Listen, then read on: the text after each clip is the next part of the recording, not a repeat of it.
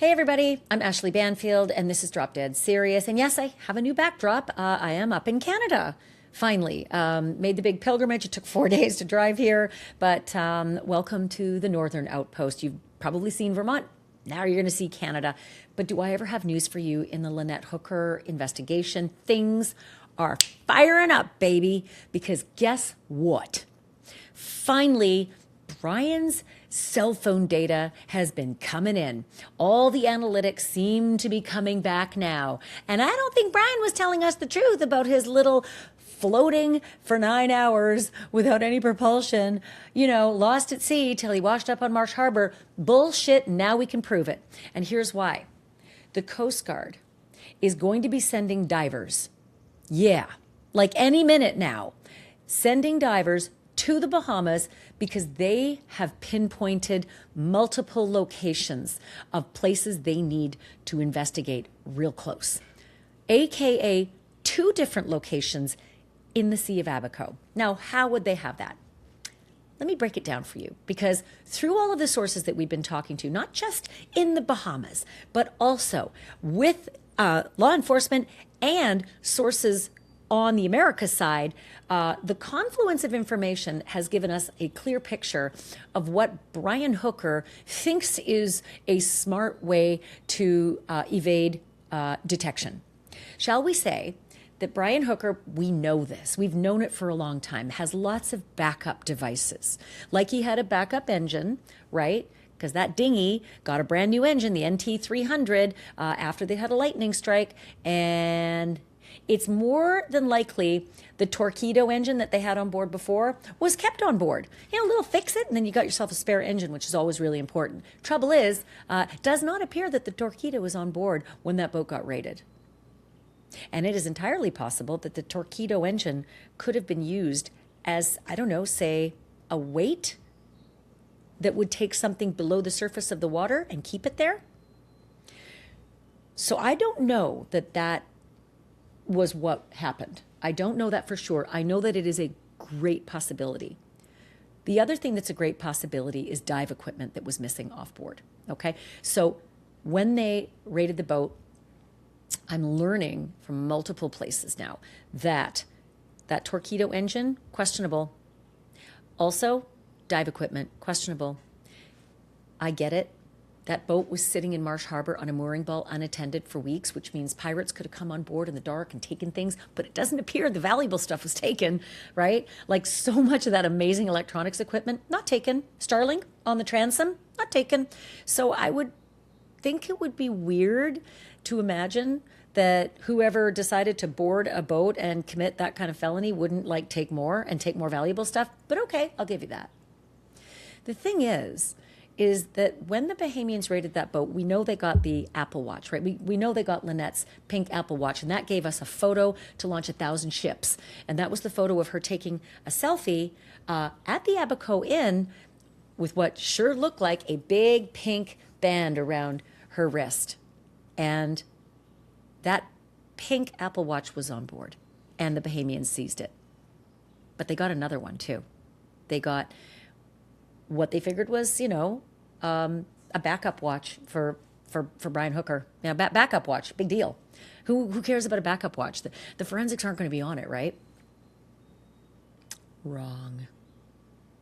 It is entirely possible that Brian Hooker, the master of trying to disguise his location, screw over his employer AT&T, and fuck with his GPS on his van so that they wouldn't know where he was, the master of sneaky shit, hiding where he is, very well could have used his backup watch that night as his main watch and then switched it back. And then was wearing his big fat white watch when they arrested him. And, there wouldn't be anything on it. Because if you took that big fat ugly white watch off and you put it on the boat while you did naughty things, I'm not saying he did it. He's not charged with anything. But if you took your main watch off and you put your backup watch on to get all the details and information that you might need to find very deep holes in the Abaco Sea, well, nobody would know that. Unless, of course, they seized that backup watch. Brian Hooker, mofo, things are looking real bad for you, fella. But here's the deal. His GPS information now has him not floating at sea at the whim of the tides and the current and the wind, as he professed to anyone who would listen, but instead deliberately changing directions, doing really weird things like circles in one spot. That's not what the wind does. Yeah, I don't think you need to be a boater to know that, but if you're in a dinghy and you're blowing in the wind, you're blowing in the wind whatever way it takes you, and you're continuing to go. But you are not doing this. Yeah. This is like, this is the spot I think I'm looking for on my backup watch that's really deep. This is my mind only. I'm just gaming out why Brian floated in these weird patterns. Is it possible? He's not charged with anything yet. In any case, that happened twice. These stupid ass circles. And is it like, let me find that really deep spot because I need to sink something in a really deep spot. Now, I can tell you this. I've said it many times. I'm going to say it again. The Sea of Abaco is like a big bathtub, and you can see the bottom pretty much everywhere. But there are little places that might be a bit deeper, like maybe 15 feet. I mean, I've heard a rumor that there's a media outlet out there suggesting there's a 25-foot hole, but nope, my sources say that is not true, that at best it could be 15 feet and maybe not even that deep. But this is what I said back. Hold it. All this time, we have believed that the Sea of Abaco is a giant swimming pool, and those grid searches that the Coast Guard planes did would have shown if there was a body at the bottom. Like you would know there is a body at the bottom of your swimming pool in the deep end, at 6 to 8 feet. You'd see it. I have been told that you would have to be right over it in a boat in order to be able to see it, and that the plane might not catch that. So this could be the hiccup as to why her body might actually be in the water, that Lynette might actually be in the water, say between Lubbers and Marsh Harbor, right? Don't go anywhere, because in a moment I am going to speak with Blaine Stevenson, dear friend of Lynette's, at once upon a time friend of Brian's too. But you'll remember Blaine because Brian Hooker called Blaine and went on and on and on, like thou dost protest too much kind of going on. And Blaine and Marnie, his wife, they're liveaboards as well, thought something is like, first of all, this is too much information. We need to record this so we can write it all down, right? And about, 10, 15, 20, 30 minutes into this, I think it went on for over 40 minutes, they started to smell a rat. Understandably, right? Because the rest of us, we all smelled a rat right away with his bullshit story. And so Blaine is going to join me in just a moment to sort of go through some of this information and how the pieces kind of all fit together. So just don't go anywhere until you hear from Blaine. He's coming up in a moment. In any case, I don't know the exact location of those two locations that did this, right? Like drop an anchor and circle around till you find the spot, right? But I really, really, really wonder that when the Coast Guard sends those divers over and they go down in those two spots, are they going to find Lynette tied to the torpedo engine? Or maybe the missing dive gear? Because Lynette had a BCD, a buoyancy compensation device. That's like a vest that's weighted when you dive. You have to have weights on when you dive. If you're not a diver, you'd float and you'd be fighting against the flotation. So you weight yourself down and then you can swim. And she had a BCD that served as likely the weights as opposed to a weight belt. But if she's wearing her BCD or if she's tied to her BCD, well, then she really didn't bounce off the back of that dinghy now, did she? Oh, imagine if that story's not true. Well, we're getting closer and closer to having the fucking forensics prove it, which I say is like fabulous. Here's the deal though. When the Coast Guard wants to do work in someone else's country, you have to be a guest, right? You can't just barge in there and invade. The Bahamians have to agree to that. And so I can only imagine that the Bahamians are going to agree to this, right? Like, let's talk. There's no way that the Bahamians, if met with this information, are going to say, we're not interested in having you sniff around the bottom of the Sea of Abaco for Lynette Hooker. We're not interested in having that solved.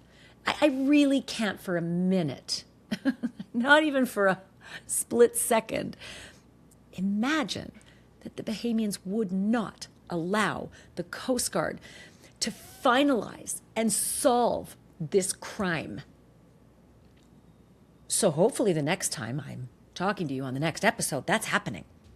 Hopefully, the strike force that is the Coast Guard Investigative Services and their divers and all their gear are on a Coast Guard flight to Marsh Harbor Airport, and minutes from those two GPS located spots where those circles were happening with Brian's fucking backup watch.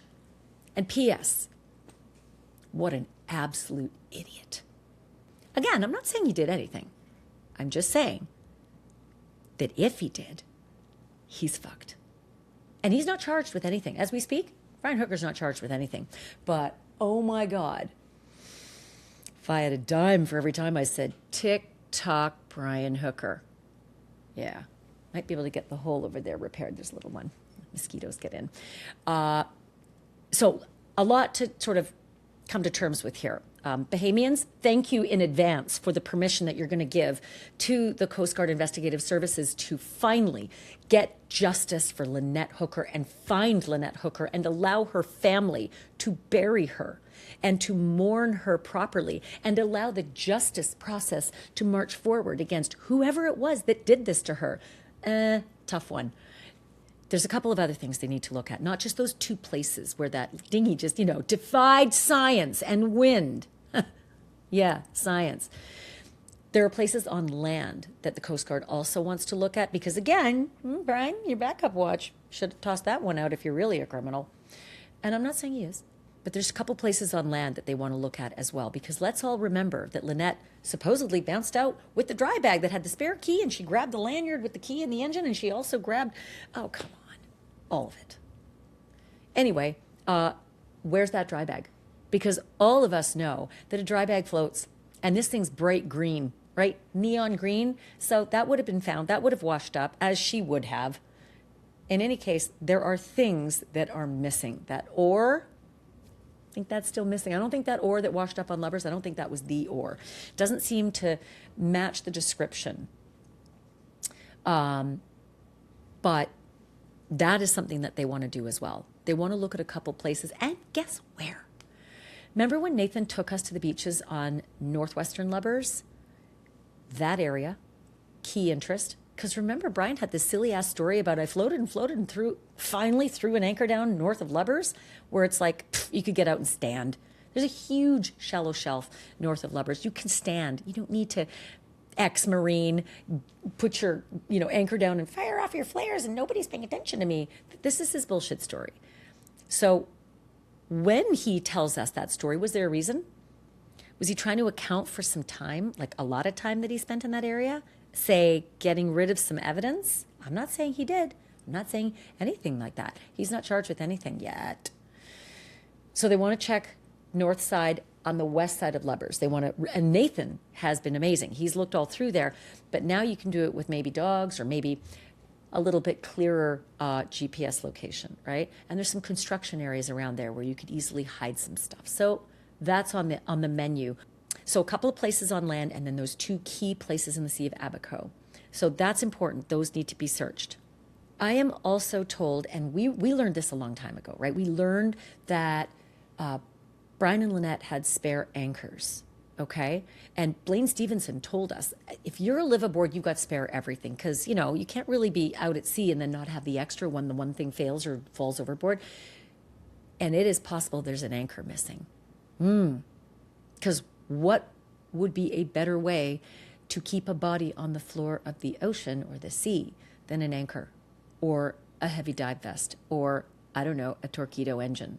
So all of these things are possibly in play. I cannot tell you definitively, but the word that keeps coming back through all my sources is that these are the things that give rise to the idea that maybe she's not buried on land. So interesting, we're going to watch for spare anchor, BCD dive vest, and then also that torpedo.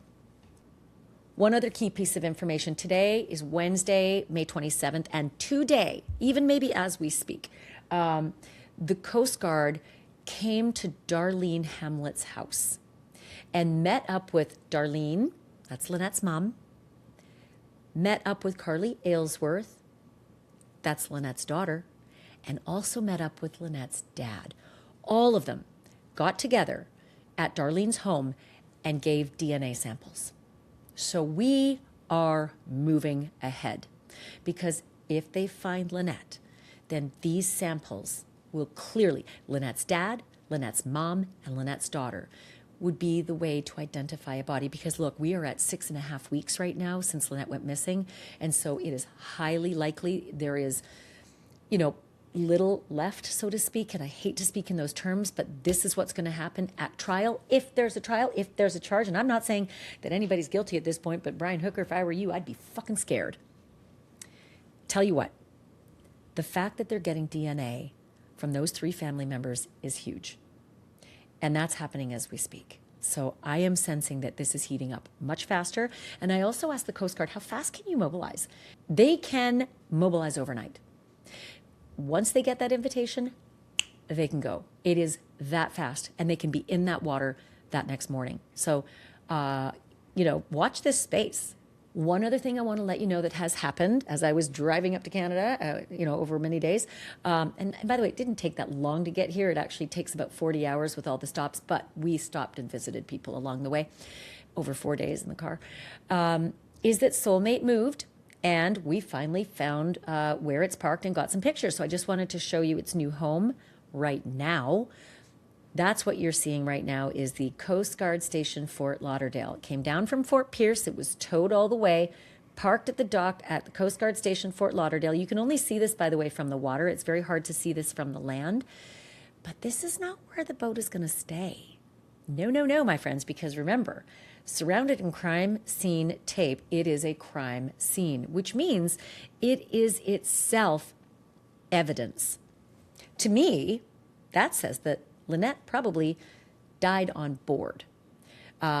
Because if it were just a place where later, things were stashed or there was obfuscation or obstruction of justice or things like that, I don't know that the entire boat would be considered that much of a crime scene, that it would have to be moved and then, mark my word, lifted out of the water and taken into some kind of dry dock storage where either processing can continue or it can be shrink wrapped and preserved for trial. So I think Soulmate now is becoming more and more of a possibility of where Lynette died. Meaning, Brian's full of shit. She did not bounce off the back. They made it to Soulmate. And he did something there, all allegedly. He is not charged with any crime. Say it with me. Yet.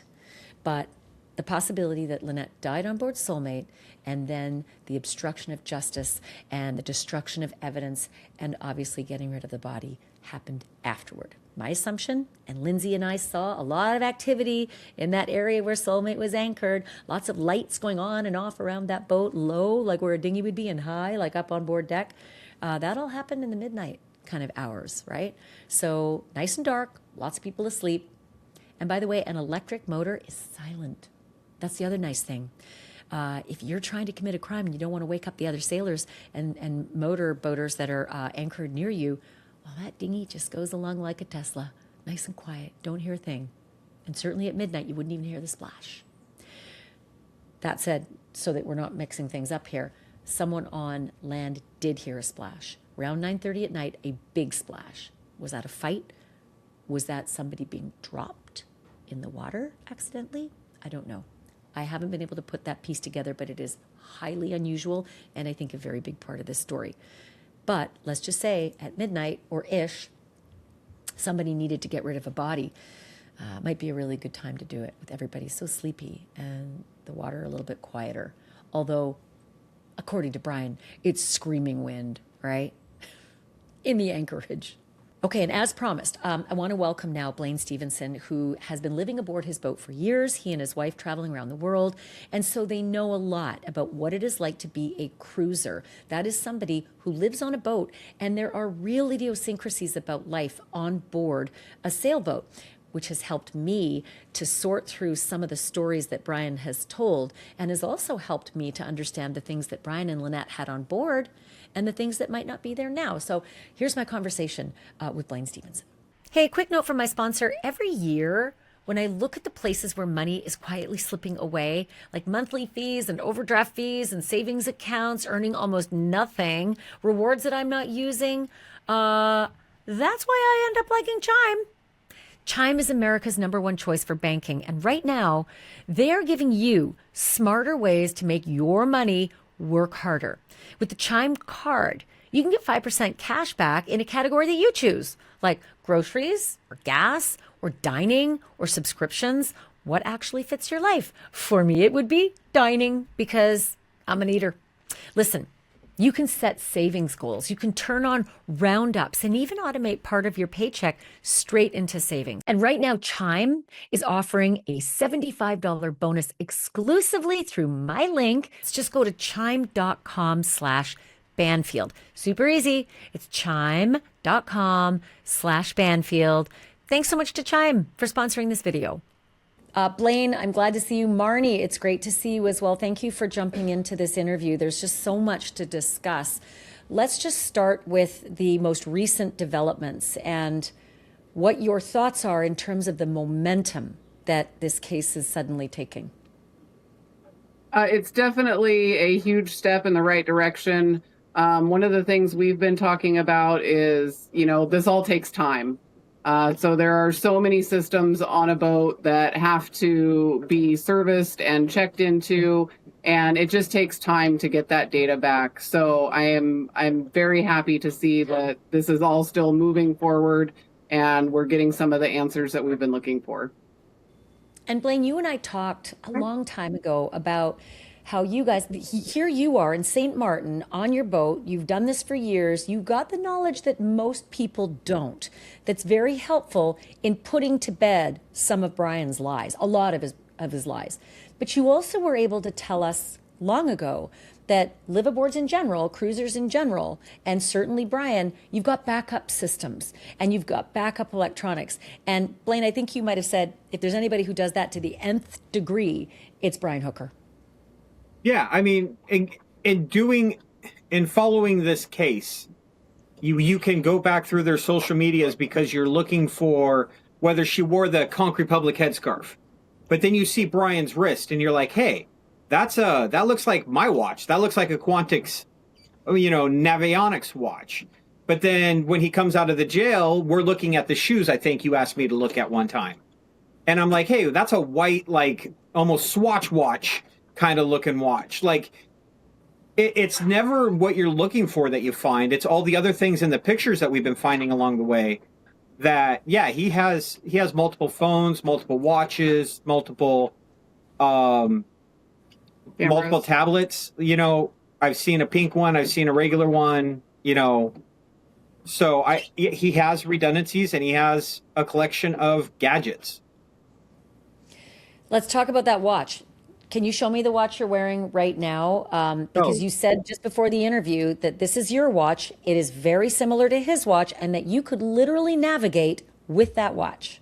Yeah, so this is a Garmin Quantix watch. It ties into our Raymarine system and you can adjust your autopilot from it. Now, this watch comes with a blue band and it also comes with a black and a silver band in the box. Now, I wear the rubber one, but it looked like he was wearing either the black one or the silver one. I couldn't really tell. But this is a sailing watch. It's actually, I mean, when you go for a run, it's kind of a pain in the butt to do any of the normal smartwatch stuff. but for sailing, it's awesome. Let me ask you this. If, and I'm not saying Brian Hooker did this because he's not charged with anything yet, if Brian Hooker took off his big white watch and put on that watch and decided to go and find a deep spot in the Sea of Abaco, navigating with that watch, would that be something you could do in the pitch black? Completely. You could build routes that go right on here. Previous routes. When I did my drift, remember when I did my drift demo for you? Mm-hmm. The data that I sent you, that's a picture from this watch. It wasn't from any other device. That's from the watch. And that's where I was able to get my speeds and everything from. So I literally pulled up my app on my phone and sent you the screenshot of my route from my watch. Well, so now it makes complete sense if Brian Hooker needed to dispose of something late at night, he could use that. He could take off his white watch, put it down on the sailboat, make it look like he was there the whole time, which is still crazy because he shouldn't be on board Soulmate. He could put on the Marine Navionics watch, and he could take his electric motor, the NT300, which is silent, wouldn't wake up any boaters around him, and he could boat off into the darkness and find the exact depth he's looking for in the blackness, and then return and change watches, and it would appear as though he hadn't done that. He could have set the route on his boat before he left and just driven straight there. So if he researched it, say, on the boat, and again, he's not charged with Right. anything. I'm just wondering if it was possible. The other thing is, I was looking into the NT300, and it turns out the engine itself does not register those metrics of distance and travel, but the batteries do. And so all you would need to do is just get rid of a battery. Or even worse, you take the proprietary battery that comes with the 36-volt battery that comes with the NT300, and you replace it somewhere because it starts to go bad after 3 years, and you replace it with 2 or 3 other 36-volt batteries that don't have the telemetrics. We don't know how many batteries he had on his dinghy. He could have had a range of 20 miles or 30 miles. One of the questions I asked Carly early on is, all the time you were with him, did you ever run out of a charge? Did you ever need to wait to go somewhere to charge? And she said there was only ever once where he said, hey, we're just charging up the dinghy real quick. And all the time they were together. So, Does that tell you that he's got multiple batteries, or does that tell you he's got one battery and had to recharge it? Because I would think you'd have multiple batteries if you got to rely on batteries for your dinghy. You're never going to want to be without. Well, and especially if you have a guest, though, I can imagine they were going all over the place. Like, we could be pretty much couch potatoes if we don't have our family on board. But when my daughter or my son comes down to visit, we're everywhere. We got to show them everything. So I could imagine by day 5, even if he had 4 batteries on that dinghy, speculation. But by day 5, he's like, hey, we just got to wait an hour to charge it up. So that was why I asked Carly those questions. What do you know about Lynette's weight belt? Because I'm finding out that some dive gear, it could be missing off of Soulmate after they processed it. And I've only ever seen her wearing a BCD. And I didn't know that there might actually be a pink weight belt. What do you know about that? So according to, I believe it's Dan, that Dan was doing. Dan is a friend of yours or a friend of theirs as well? He's just like me. He's the one that released the text messages. He was friends of Brian and Lynette's. He was on a different news station, and they released that information to him that her pink weight belt is missing. And when I started thinking about it, I'm like, yes, I have a BCD that holds all my weights, but my wife might actually need a weight belt to hold her down more than what the BCD would hold. Because again, she's more buoyant than I am. Right. And so it's not necessarily based on size, it's based on what your buoyancy level is. So even though I'm smaller than him, I still need more weight than he does and require that. Right.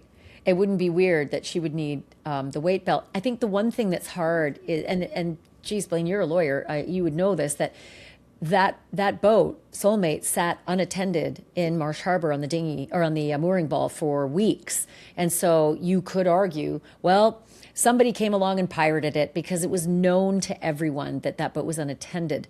But it sure is curious that very critical things that could be used to weigh down a body are what's missing instead of the expensive, say, gear on board, the electronics, that kind of thing. Yeah, I mean, I've run into I like to refer to pirates as water tweakers because that's really all they are, right? It's just, it's just somebody with a boat that wants to steal stuff versus somebody walking into your property that wants to steal stuff. I think they generally don't go for lead, right? Little pouches of lead. That's going to be a hard one to sell to a jury that this guy had access to tablets and, Raymarine equipment and VHF radios, but he took a package of lead. I'm not buying that's the thing that's missing from the boat. And what we've been told is, wasn't there video cameras at the Conch Inn that had visuals on that boat also? So I don't think it was something that somebody could have easily gotten into without somebody noticing. Well, yeah. I mean, it's possible in the dark of night. I guess anything can happen, but I think you're spot on. That why would you steal the lead and not the electronics, which you Right. could just pick up and yeah, right there out in the open? That clearly the They're just Americans. little, yeah, they're just little square pieces of lead. Some are little bags, but like mine are just little square pieces of lead that go through a belt loop. Yeah, It, yeah. it looks like the most generic belt buckle in the world. And Um, and the electronics are sitting out there for the Americans to mine off of the boat when it gets to America. That just defies logic. Unless let's say you're a female diver and you're raiding that boat and trying to steal something, maybe, but it does sound kind of preposterous. it sounds like his story. It sounds a lot like his story. I think you're absolutely right. And I, Yeah. I want to sort of nail that down with you guys because, I mean, I think you know how frustrated I've been. I'm a boater. I'm nowhere near the boaters that you guys are. From day one, you knew that you smelled a rat. You knew there was something off. And now we're really starting to see the forensics prove that. And that's got to feel, on some level, extraordinary for you. It doesn't, I'll be honest. The concept and idea that she's on an island living her best life with, four locals, that feels better. The idea that she hopped onto a boat next to her and is somewhere on another island altogether, starting a new life, that feels better. The idea that I had dinner with somebody who could have taken out their wife, that does not feel good. I have been I've been criticized for being back and forth and supportive or not supportive. I've been following the facts from day one, whether they support or deny Brian claim. And none of them have supported his claim, but I can't go as far as say he did X, Y, Z. Well, now the Coast Guard's coming out and saying he didn't do what he said he did. He's over here in this area. That's not me coming out and saying it. That's the Coast Guard. And now it doesn't feel good. Now it feels like let's get to the Bahamas, right? Yeah. Let's be in the Bahamas now, right? Or at Like, least perhaps as a lawyer, maybe it just feels satisfying that there is forensic information that does knock down his lies. correct, because sharks don't eat passports, sharks don't eat phones, sharks don't eat dry bags. I am so tired of the shark angle. Yes, I agree. Biologics are going to be tough, but he still had to make all that other stuff disappear. And that other stuff should be wherever Lynette is. Yeah. So The if other it thing you ends up told me that a while ago, it's Blaine, I was going to say, Blaine, the other thing you told me a while ago was that you knew that they had, or at least you believed they had a spare anchor on the back of that boat, and that when the Americans are able to look at that boat, there better be two anchors. correct, they had the two up front, and they had a Danforth on the back, and then you knew Might this. have even been three up front. I have a picture somewhere of it. But we do have a list of all the anchors we've seen as recently as I believe their video of like 3 weeks before the incident. You could see the Danforth. I remember the first day I tried to reach out to you. The only person I tried to reach out to, I'm like, go get a video circle around that boat because I wanted to see if the Danforth was still there. And we went around the boat. We did. And the other thing that we've been trying to narrow down is at least 2 or 3 pictures we can find. It looks like there is chain on his anchor dinghy. His dinghy anchor. And now there's rope or line, he says. So it'd be interesting to see when that switched over as well. Right. Because chain is also extremely heavy.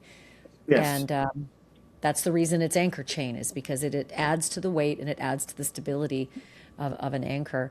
Today, the Coast Guard was at Darlene's house, Lynette's mom, and Lynette's daughter, Carly, was there, and Lynette's dad. And they all got their DNA collected by the Coast Guard. Look, I've been in this business a long time, and once you're doing that, you're likely getting close to being able to say, we've got something to test against. And as a lawyer, I think you probably can see that as well, that they are probably quite close at this point, or believe that they're close to maybe finding Lynette's body and then using the DNA tests to confirm whether it's her. Sure, that when they find something, they want to know and eliminate while they still have people on the ground, versus go get something they think is that and then have to come back later and look a second area. I could imagine that they would want to be able to run a test the minute they find anything while they still had boots on the ground, versus bringing it all back, then collecting all of that. So that information tells me they're getting ready to deploy. But look what he did. Look how he brought the family together. Look at how many people he's brought together. Subtracting him from the situation has sure created a good family. Yeah, I mean, I wish it were obviously under different circumstances. I've been talking to Darlene, and there's just nothing. This is a club that nobody ever wants to join. No. It is exclusive and it is awful. And you know, my heart bleeds for them. And that's why I just think that we are all sort of in it together to get justice for them. And then also to just hold someone to account that wound everyone up, lied to everyone, cost taxpayers, cost pain and treasure and all of that. And, you know, I got to say to you guys, you know, hats off, because you did the work. You went through every text message. You went through every photo. You went through all the possibilities. You ran the tests. You went out in the dinghy. And you were able to give a lot of that information to the investigators. And that, it's in some, again, I'll just say by some measure, that must feel at least satisfying that you've done your part. And it was actually a really important part. The flower demonstration you showed on one of your videos from strangers, I would like to stand next to Darlene and Carly and have that for ourselves. But we need Lynette to do that. So I will feel that satisfaction after the tears on that day. You know, a lot of people who watch these don't know that, and you do, but a lot of people don't know that we talk with Darlene daily. We talk with the Coast Guard. We talk with you, right? Like, everybody thinks it's like this independent world out there, but it really is a collaborative effort of everybody working together. Darlene's like, I just can't do an interview today, or we're busy. We are all working together to keep the story alive, not keep our faces in the news, or not keep so much pressure on Carly while she's going back to work or whatnot. So, and you know that, but I just wanted to kind of share that with people, that everybody's working except for Brian. Yeah, there are so many people working in the background to look at this or look at that, or, hey, I know I found this picture at this place, or this was released, or that was released. I mean, we all have our teams of people that are helping us along the way, and it's been huge. Like you said, it's kind of a, you know, an exclusive club that nobody really wants to be a part of, but the amount of people that have been brought together by this has been really incredible. Well, I'm really glad to have met you. This isn't over yet. We're going to continue the conversations, and we'll cross our fingers that this strike team, the Coast Guard team, is able to mobilize quickly, get in place quickly, do the work quickly, and then do what comes after. And that, you know, I think we all sort of feel is hopefully an arrest. Thank you so much, you guys. I really appreciate this. Absolutely. You have a great day, Ashleigh. Bye, Lindsay. You too. So my great thanks to Blaine Stevenson. What an incredible resource he and Marnie have been. All the text messages that Lynette sent to those two over the years helped us see the Torpedo engine, the NT300, helped us know the new electronics and battery systems on board Soulmate that actually register power activities, right? When no one's supposed to be on Soulmate, if there's a power event, well, how'd that happen? Lots of these things. You know, Blaine and Marnie knew a lot of the stuff they had on board because Lynette would communicate regularly with them. So sucks to be you, Brian. I guess Lynette had more and better friends than you. Thank you, everybody, for watching. Thank you so much for listening. Do not miss a beat. Subscribe so you don't miss more episodes because, like I said, things are heating up. And my assumption is as soon as the Bahamian authorities, thank you, Bahamas, give the permission to the Coast Guard Investigative Services to send their brigade over to get in the water and look for Lynette, my feeling is that she'll be found and someone will be charged. You don't want to miss that. Thanks again. Remember, the truth isn't just serious. It is drop dead serious.